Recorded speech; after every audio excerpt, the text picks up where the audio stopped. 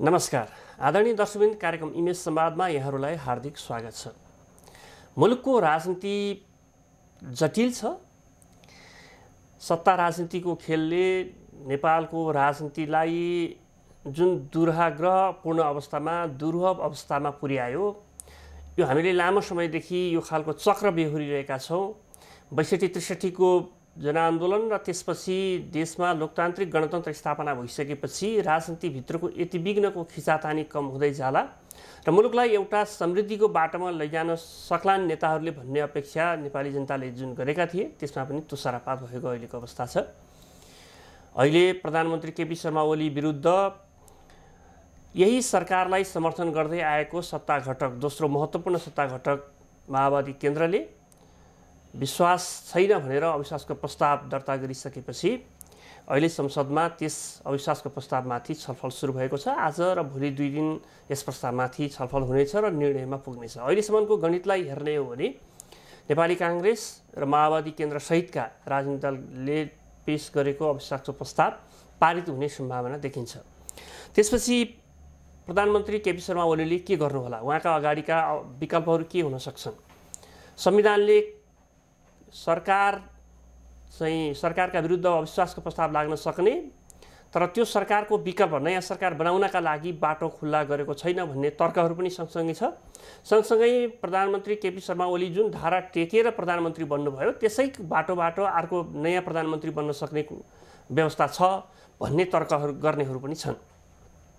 त यस अगाडि अहिलेको सत्ता घटक नेकपा एमालेको अगाडि पनि कानुनी र संवैधानिक बाटाहरू त्यसका आफ्ना हिसाब किताबहरू हुन सक्छन्, तर राजनीतिक हिसाबले हेर्ने भने अविश्वासको प्रस्ताव पारित भइसकेको अवस्थामा प्रधानमन्त्रीले के गर्नुहोला भन्ने एउटा राजनीतिक प्रश्न चाहिँ नेकपा एमालेको अगाडि देखिन्छ।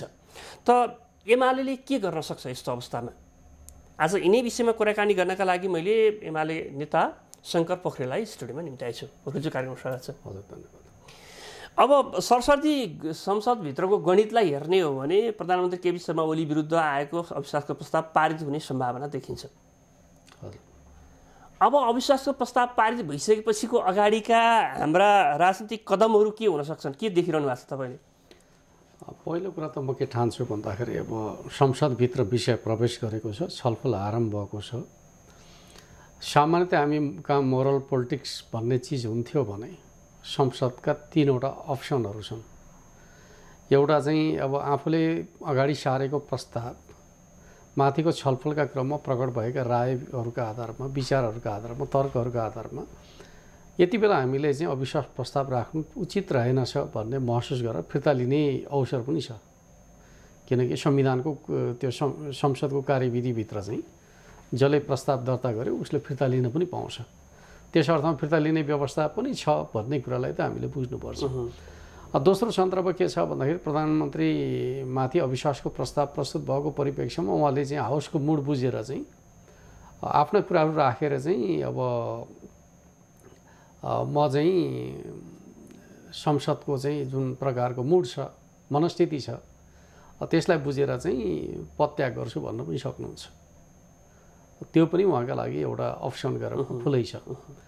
तेस्रो कुरा भनेको चाहिँ त्यो नभएको अवस्थामा स्वाभाविक रूपमा मतदानको प्रक्रियामा प्रवेश गर्छ र जे निष्कर्ष निक्लन्छ त्यसका आधारमा चाहिँ नयाँ प्रक्रियातर्फ प्रवेश गर्नुपर्ने हुन्छ।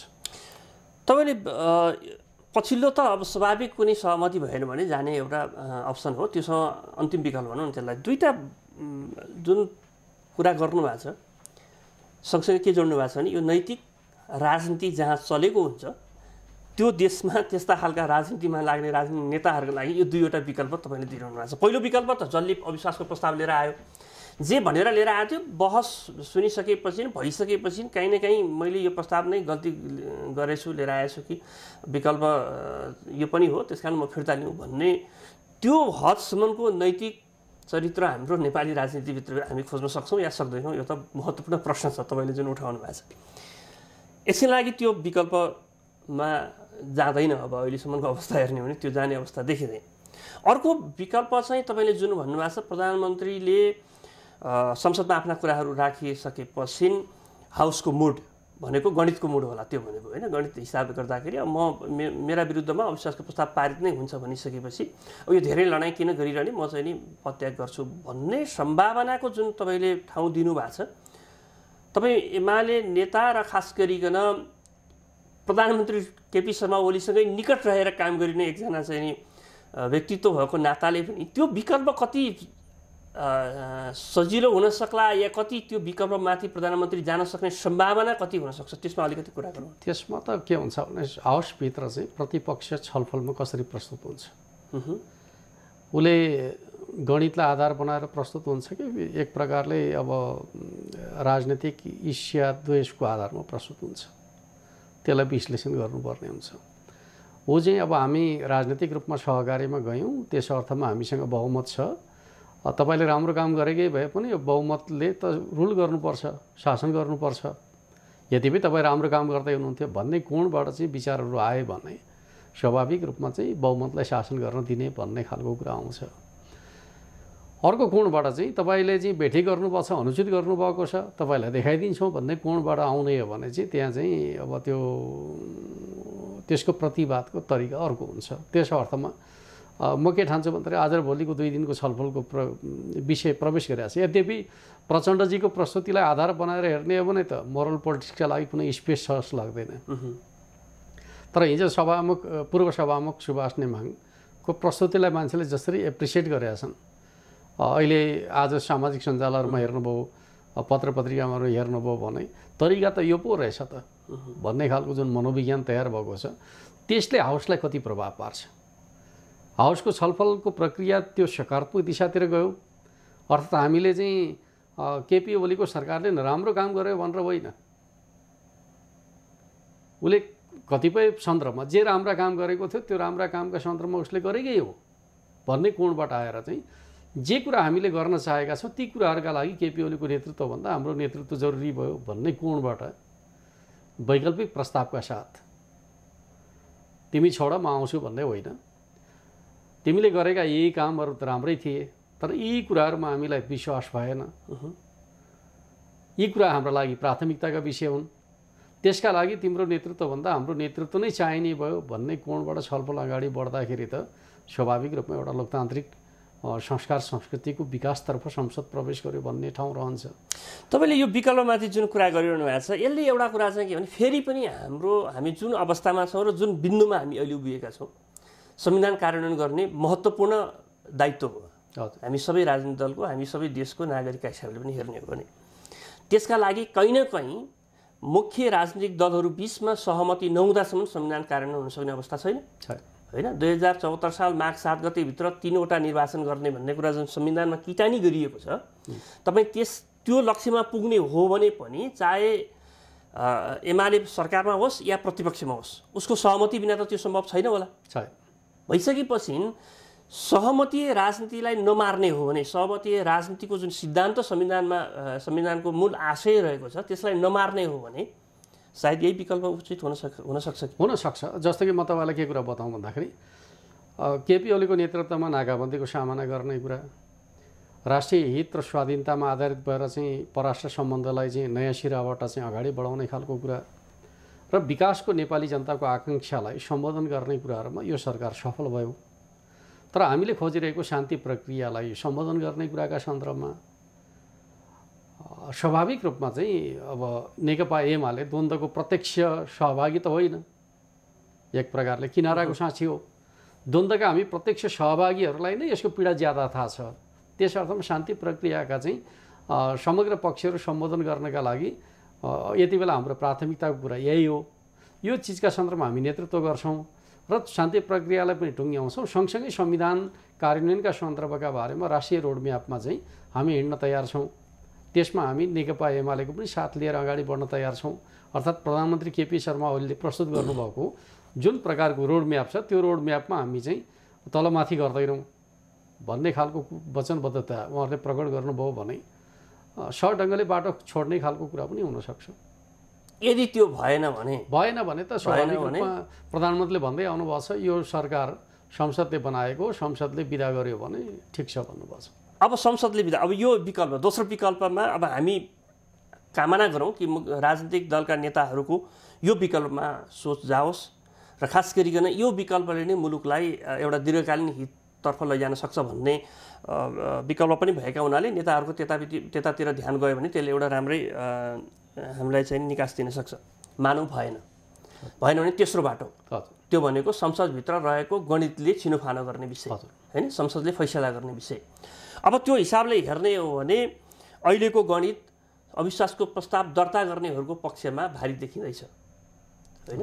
त्यो हुँदा स्वाभाविक रूपमा प्रधानमन्त्री केपी शर्मा ओली विरुद्धको अविश्वास प्रस्ताव पारित हुन्छ, त्यसपछि सरकार कामचलाउमा परिणत हुन्छ, या त्यसमा पनि प्रधानमन्त्री केपी शर्मा ओलीले म यो अरू बाँकी कुरा गर्दिनँ, संसदको मैले एउटा भर्डिक्ट मैले लिन खोजेको थिएँ, मैले हेरेँ, मैले बाटो खोलिदिएको छु, तपाईँहरूमध्ये कोही आउनुहोस् प्रधानमन्त्री बन्नुहोस् भन्नुहुनेछ। अब यसमा के छ भन्दाखेरि संसदमा अविश्वास प्रस्ताव जे दर्ता गरिएको छ, जसरी प्रस्तुत गरिएको छ त्यसलाई त सत्तारूढ दलहरूले स्वीकार गर्ने कुरै भएन। त्यस अर्थमा त्यसको पक्ष वा विपक्षमा मतदान हुने कुरालाई लोकतान्त्रिक नै ठानौँ, किनकि आफ्नो विरुद्धको प्रस्तावमा त्यसलाई चाहिँ साथ दिने भन्ने खालको कुरा त हुँदैन। जब प्रोसेसमा जान्छ भने उहाँहरूले अब कुनै हालतमा फिर्ता हुँदैन भन्ने खालको कुरा गरिसकेपछि त्यस अवस्थामा त मतदान अन्तिम विकल्प भइहाल्छ होइन। उहाँहरूले समग्र प्रोसिड्युरभित्र नयाँ ढङ्गले राष्ट्रिय सहमति निर्माणका लागि सहकारीको नीति अन्तर्गत अगाडि बढ्दाखेरि चाहिँ प्रधानमन्त्रीले पनि आफ्ना कुरा राख्ने, त्यस पछाडि चाहिँ राजीनामा दिने बाटो पनि सुरक्षित छ। त्यो भएन भने त्यस पछाडि चाहिँ अविश्वास प्रस्ताव चाहिँ अगाडि बढ्ने, उहाँले चाहिँ बाटो छोडिदिने भन्ने खालको कुरा त हुँदैन। त्यस पछाडिको प्रक्रिया त के हुन्छ भन्दाखेरि स्वाभाविक रूपमा सरकार काम चलाउ हुन्छ, किनकि संविधानले चाहिँ प्रधानमन्त्री पदमुक्त हुनेछ भन्छ। नयाँ प्रधानमन्त्री नआउन्जेलसम्म चाहिँ यो सरकार काम चलाउ सरकारका रूपमा बदलिन्छ। हाम्रो संवैधानिक कानुनी व्यवस्था त्यस्तै छ। त्यसपछि के हुन्छ? त्यसपछि त स्वाभाविक रूपमा एउटा विषय अगाडि आएको छ होइन। अहिलेको हाम्रो संविधानको सङ्क्रमणकालीन व्यवस्थाभित्र चाहिँ 3वटा पदाधिकारीहरूलाई हामीले चाहिँ विस्थापन गऱ्यौँ। नयाँ संविधान जारी भएपछि राष्ट्रपतिलाई विस्थापन गऱ्यौँ, त्यति बेलाको राष्ट्रपतिका ठाउँमा नयाँ राष्ट्रपति आउनुभयो। प्रधानमन्त्रीलाई विस्थापन गऱ्यौँ, त्यति बेलाको प्रधानमन्त्रीका ठाउँमा नयाँ प्रधानमन्त्री आउनुभयो। सभामुखलाई विस्थापन गऱ्यौँ, त्यति बेलाको सभामुखका ठाउँमा नयाँ सभामुख आउनुभयो। तर हाम्रो संविधानमा के कुरा उल्लेख छ भनेर भन्दाखेरि राष्ट्रपतिका हकमा पनि विस्थापन गर्ने प्रतिस्थापन गर्ने प्रक्रिया पनि छ। महाभियोग लगाइसकेपछि कसरी निर्वाचित गर्ने भन्ने प्रक्रिया पनि संविधानमा उल्लेख छ। सभामुखको हकमा पनि प्रतिस्थापन गर्ने प्रक्रिया पनि छ। त्यस पछाडि महाभियोग लगाएको पारित भएको अवस्थामा कसरी नयाँ सभामुख ल्याउने भन्ने खालको प्रक्रिया पनि संविधानमा उल्लेख छ। तर प्रधानमन्त्रीको हकमा के छ भन्दाखेरि सुशील कोइरालाजीको प्रतिस्थापन सम्बन्धी व्यवस्था चाहिँ राखिएको छ। नयाँ सरकार गठन भइसकेपछि अर्को सरकार बनाउने प्रक्रियाका सन्दर्भको बारेमा विश्वास अविश्वासको कुरा पनि छ। तर अर्को सरकार कसरी गठन गर्ने भन्ने कुराका सन्दर्भका बारेमा कुनै प्रकारको संवैधानिक प्रबन्ध छैन। यसले स्वाभाविक रूपमा के भइदिन्छ भनेर भन्दाखेरि बिना संवैधानिक प्रबन्ध चाहिँ नयाँ सरकार ल्याउने खालको काम गरियो भने भोलि सर्वोच्च अदालत नै संविधानको अन्तिम व्याख्याता हो। सङ्क्रमणकालमा सर्वोच्च अदालतले के भनिदिन सक्छ भन्दाखेरि नयाँ सरकारको कल्पनै गरेका छैन, तिमीले कसरी नयाँ सरकार ल्यायौ भनेर भन्यो भने अहिलेको सरकार छोडिसकेका हुन्छ, नयाँ सरकार बनिसकेका हुन्छ। त्यस पछाडि त्यो नयाँ सरकार राम्रो काम गरे पनि नराम्रो काम गरे पनि रहिरहने। एकजना नेपाली काङ्ग्रेसको सभासदले बिबिसीलाई अन्तर्वार्ता दिँदै के भन्नुभयो भन्दाखेरि नेपालमा अब चाहिँ सफ्ट तानाशाहको खोजी हुँदैछ भनेर भन्नुभयो। कतै त्यही धाराबाट फेरि अर्को नरम तानाशाह जन्माइदिने हो कि भन्ने खालको त्रास नेपालको लोकतन्त्रले गर्नु त पर्ने होला। त्यसो त पछिल्ला दिनमा त्यो कुरा तपाईँले भन्नुभयो, त्योभन्दा केही समय अगाडि स्वयं माओवादी केन्द्रका अध्यक्ष प्रचण्डले यो मुलुकमा एउटा प्रजातान्त्रिक तानाशाह भनेर भन्नुभएको थियो। उहाँले त्यो खालको चाहिँ नि जरुरी छ भन्ने कुरा सार्वजनिक रूपमै भन्नुभएको थियो। तानाशाहको खोजी त नेपालमा पछिल्ला दिनमा हामी लोकतान्त्रिक व्यवस्थाको कुरा गर्छौँ, लोकतन्त्रको कुरा गर्छौँ, तर सँगसँगै एउटा भित्री इच्छा चाहिँ तानाशाह बन्ने कहीँ न कहीँ त्यही त त्यो चिज चाहिँ संविधानको चाहिँ त्यो व्यवस्थाबाट त्यसलाई बल नपुगोस्। यदि हामी नयाँ प्रक्रियातर्फ जान्छौँ भने अब त्यसलाई क्ल्यारिटी गर्ने 3वटा बाटाहरू छन्। जस्तो कि संविधानको धारा 298 ले नयाँ सरकारको कल्पना गरे देखिँदैन। म त्यसमा प्रवेश गर्नुभन्दा अगाडि एउटा तपाईँलाई प्रतिप्रश्न गरिहालौँ, त्यसपछि त्यसमा आउँछु। तपाईँले यो जुन कुरा भनिरहनु भएको छ यसलाई अर्को कोणबाट हेर्ने हो भने अर्को पक्षले के भन्दैछ भने जुन धारा र जुन प्रबन्धले केपी शर्मा ओलीलाई प्रधानमन्त्रीको रूपमा उभ्यायो उहाँलाई अविश्वासको प्रस्ताव लगाएर निकाल्ने कुरा समेत संविधानमा उल्लेख भइसकेपछि त नयाँ प्रधानमन्त्री त्यही बाटोबाट आइहाल्छ नि। उहाँलाई हटाउन सक्ने अनि नयाँ प्रधानमन्त्री ल्याउन नसक्ने भन्ने पनि कहीँ प्रबन्ध हुन्छ। अझ त्यसमा अर्को उहाँहरूले जोडेको तर्क र त्यसमा भएको प्रबन्ध पनि के छ भने संसदको नियमावलीले के भन्छ भने अहिले जुन प्रोसिड्युर अप्नाएर अहिलेका प्रधानमन्त्री बन्नुभएको छ त्यसै प्रोसिड्युरले नयाँ प्रधानमन्त्री आउँछ भने संविधानवादले के भन्छ भन्दाखेरि म तपाईँलाई फेरि त्यो यथार्थ पनि प्रकट गरौँ। कानुन त बने हुन सक्छन् तर संविधानसँग प्रिभेल नगर्ने कानुनहरू स्वतः बदरभागी हुन्छन् भनेर संविधानले नै भन्छ।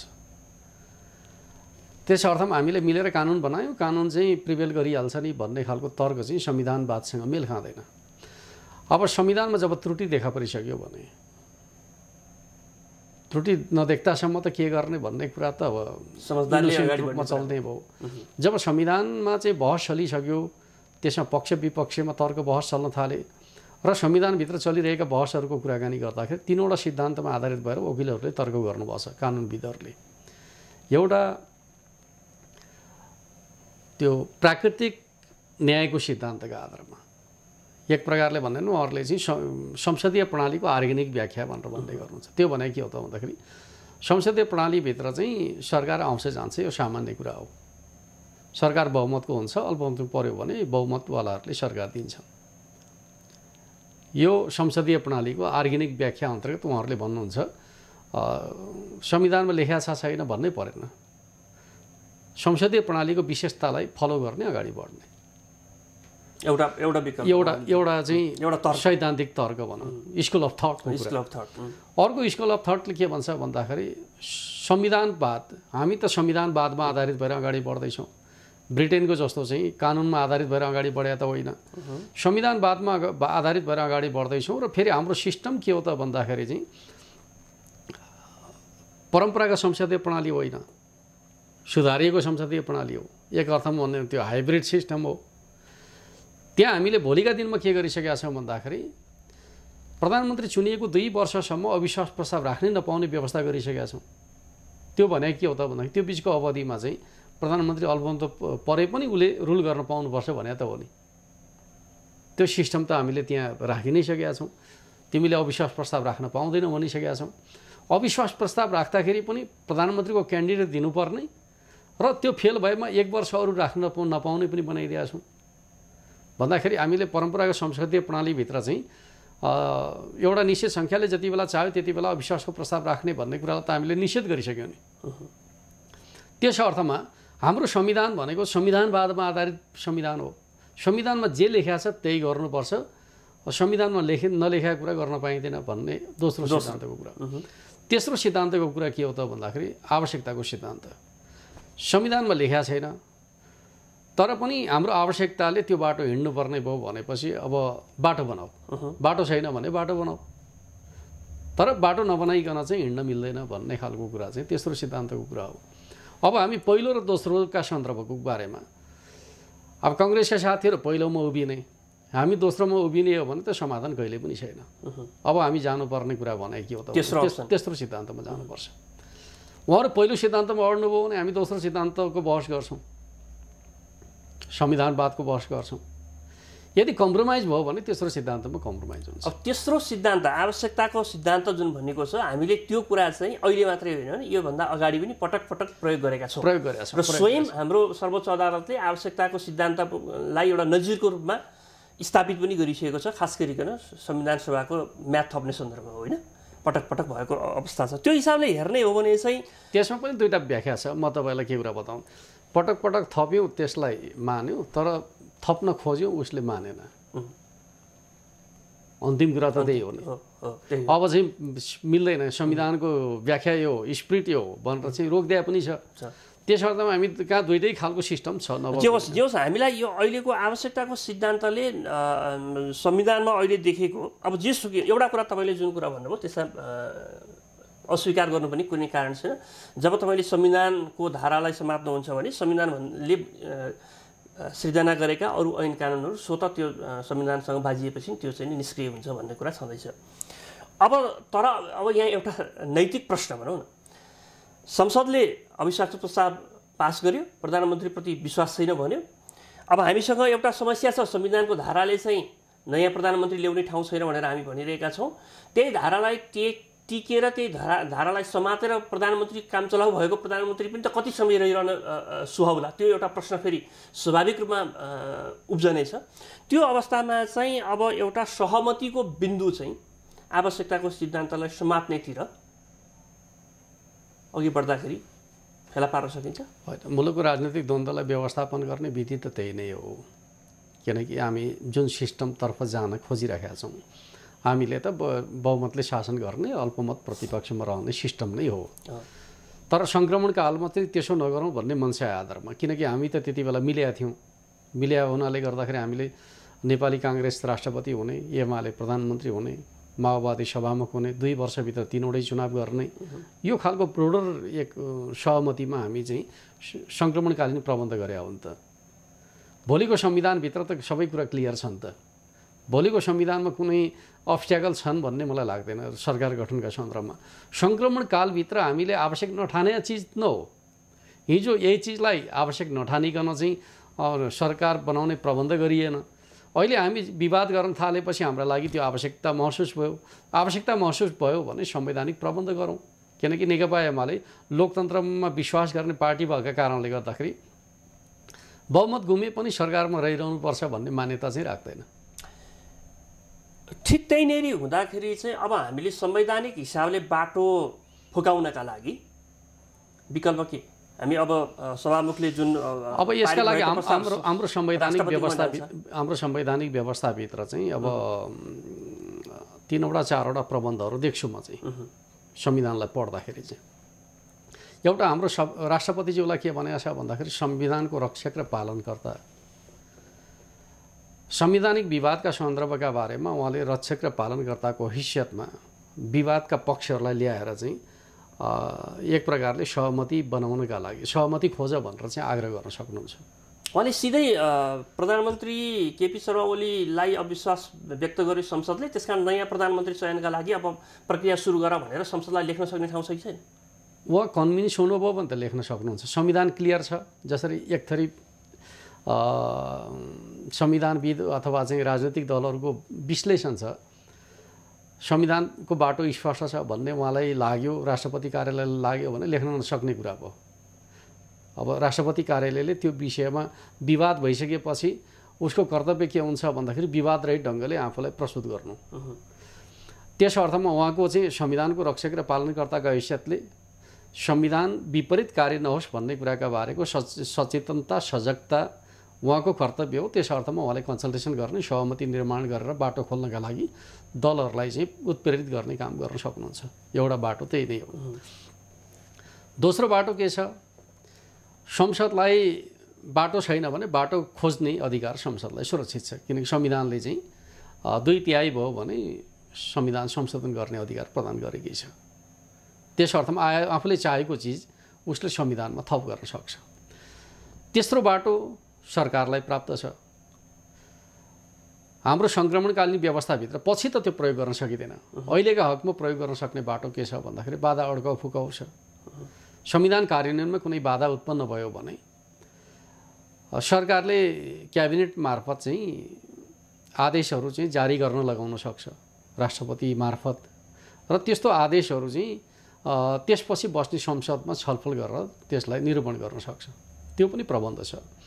त्यसपछि अन्तिम व्यवस्था हाम्रो के छ? संविधानका बारेको यावत बहस विवादहरूमा चाहिँ अन्तिम व्याख्या गर्ने अधिकार भनेको सर्वोच्च अदालतलाई छ। त्यो विषयको विवादमा सर्वोच्चले जे फैसला गर्छ, जे भर्डिक्ट दिन्छ त्यो अन्तिम हुन्छ भनेर भनिएको छ।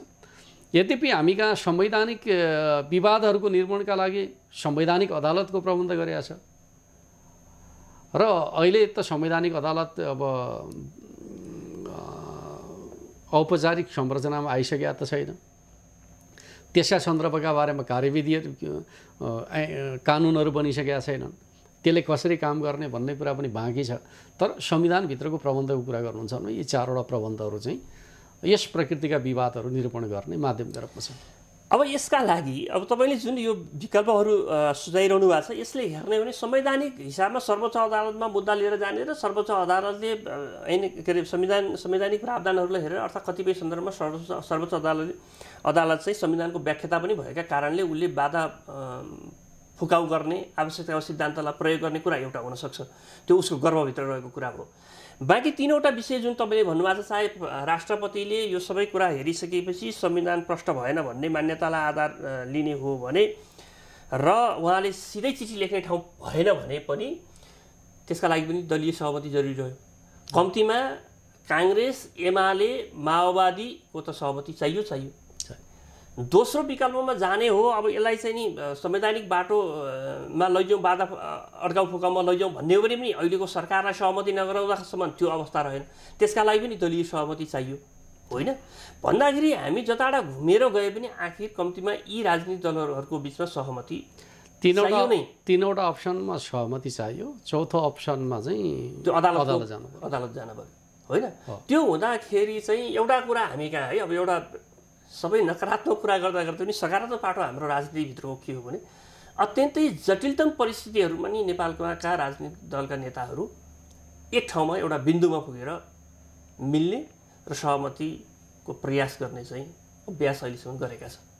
त्यो हिसाबले हेर्ने हो भने यी तमाम एकअर्का बिचको विश्वास अविश्वासका खेलहरू भइरहँदाखेरि पनि सदनमा त्यो गणितका चाहिँ खेलहरू भइरहँदाखेरि पनि राजनीतिलाई एउटा निकास दिनुपर्छ र हाम्रो चाहिँ मुख्य कार्यभार भनेको फेरि पनि संविधान कार्यान्वयन गर्ने हो भन्ने कुराको बिन्दुमा पुगेर सहमति खोज्ने कुरामा अब म तपाईँ नेकपा एमाले भएको नाताले तपाईँहरू त्यसका लागि कति उदार र कति फ्लेक्सिबल हुनुहुन्छ? म तपाईँलाई के कुरा बताउने, हाम्रो केन्द्रीय कमिटीको स्थायी कमिटीको बैठकले यी विषयहरू चलिरहेकै बखत जति बेला माओवादी केन्द्र चाहिँ सरकारबाट हट्ने भन्ने खालको कुरा गरिरहेको थियो, त्यति बेला चाहिँ सरकार परिवर्तन उचित होइन, राष्ट्रिय राजनीतिका एजेन्डाहरूमा सहमति को कुरा चाहिँ जरुरी छ, अधिकतम सहमतिका लागि हामी प्रयत्न गर्छौँ भनेर हामीले 4वटा एजेन्डाहरू सार्वजनिक गऱ्यौँ। पहिलो संविधानको कार्यान्वयन, दोस्रो भूकम्पपछिको पुनर्निर्माण, तेस्रो विषय भनेको चाहिँ स्वाधीनता र स्वाभिमानको जुन अभियान हामीले 16 बुँदे सहमतिदेखि आरम्भ गरेका छौँ, जसका अंशियारहरू कांग्रेस पनि हो, माओवादी पनि हो, हामी मात्रै हौँ भन्ने हाम्रो दाबी होइन। यद्यपि उहाँहरूको पछिको भूमिका त्यस मामिलामा अलिकति फरक देखिँदैछ, तर पनि यो यात्रा त उहाँहरूको साथमै आरम्भ भएको। र चौथो विषय भनेको चाहिँ संविधान निर्माण पछाडि राष्ट्रले समृद्धिको यात्रातर्फ प्रवेश गर्ने उत्कट चाहना प्रकट गरिरहेका छ। प्रधानमन्त्री यति धेरै लोकप्रिय हुनुका पछाडि उहाँले विकासका मुद्दाको बहसमा आफूलाई प्रवेश गराउनु भयो। एकातिर त स्वाधीनताको मुद्दालाई पनि उठाउनु भयो, त्यस अर्थमा चाहिँ अडान भएको नेताका रूपमा उहाँलाई बुझे। अर्कोतर्फ विकासका मुद्दाको बहसमा नेपाली समाजलाई उहाँले डोर्याउनु भयो र नयाँ पुस्ताको आकाङ्क्षा उहाँप्रति प्रकट भयो। अहिले केपी ओलीका पक्षमा सडकमा जसरी युवाहरू देखा परेका छन्, कतिले भन्छन् एमालेका युवा भनेर त्यसलाई सामान्यीकरण गर्छन्, तर होइन, ठुलो सङ्ख्यामा गैर राजनीतिक युवाहरू वा चाहिँ अन्य दलमा रहेका युवाहरू पनि यो प्रक्रियासँग असहमति राखेर सडकमा आइरहेका छन्। यो सबै परिप्रेक्ष्यमा हेर्दाखेरि हामी के भन्छौँ भन्दाखेरि यी 4वटा मुद्दाहरूमा चाहिँ आधारित भएर सहमति गरेर अगाडि बढौँ। सरकारमा को रहने भन्ने खालको कुरा मुख्य कुरा होइन, हामी प्रतिपक्षमा बस्न पनि तयार छौँ। अन्तमा एउटा प्रश्न तपाईँसँग सोधेर आजको कार्यक्रमको बिट मार्न चाहन्छु। यी सबै कुरामा हामी जुन चर्चा गऱ्यौँ यसमा अब एउटा यो संविधान र कानुनको फुदामा समातेर यो चाहिँ लुछाछिँडीतिर लाग्ने भन्दा पनि अब अविश्वास, सदनले अविश्वास व्यक्त गर्यो, त्यस कारण म छोडिदिन्छु, नयाँ सरकार बाटो खोलेर बनाऊ। यो फेरि के होइन भन्दाखेरि मैले अघि नै चर्चा गरिसकेँ, मुलुकमा एक थरी मान्छेहरू चाहिँ नरम तानाशाहको कुरा गर्ने, संविधानभित्र यस प्रकारका विरोधाभासहरू चाहिँ विद्यमान हुने, अथवा यो विरोधाभास पनि होइन, संविधानले अर्को सरकार चाहिँ आवश्यक नठान्ने, हामी अर्को सरकार बनाउने प्रक्रियामा जाने, संविधान टेकेरै गरौँ र हो संविधान टेकेर अगाडि बढ्ने कुराका सन्दर्भमा नेकपा एमाले के सहयोग गर्नुपर्छ तयार छ। हस्, धन्यवाद समय र समाजका लागि यहाँलाई हार्दिक धन्यवाद दिन चाहन्छु। आदरणीय दर्शकबिन, यहाँहरूलाई पनि हार्दिक धन्यवाद दिन चाहन्छौँ। हाम्रो निर्धारित समय सकिएको छ, हामी सबैजना बिदा चाहन्छौँ। नमस्कार।